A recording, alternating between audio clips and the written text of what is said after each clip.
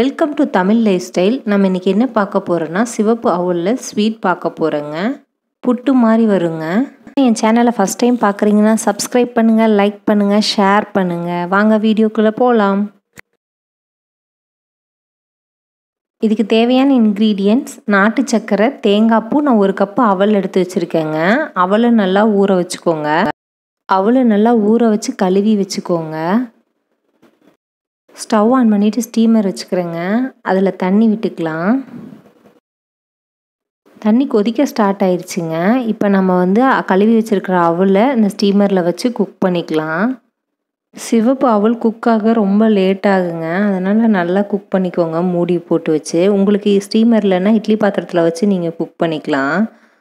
20 நிமிஷம் குக் ஆகுங்க.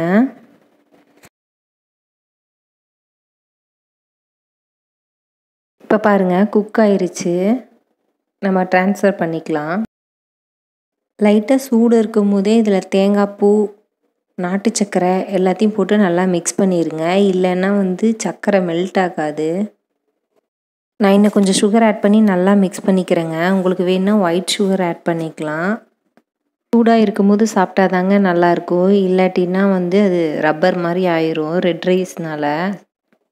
உங்களுக்கு இப்படி பண்ண பிடிக்காட்டினா நீங்கள் என்ன பண்ணனா லைட்டாக வறுத்துட்டு அதை பொடி பண்ணி ஸ்டீமரில் வச்சு வேக வச்சு புட்டு மாதிரி பண்ணிக்கலாங்க. இப்போ பாருங்கள் ஸ்வீட் சிவப்பு அவல் ரெடி ஆயிடுச்சுங்க. தேங்க்யூ.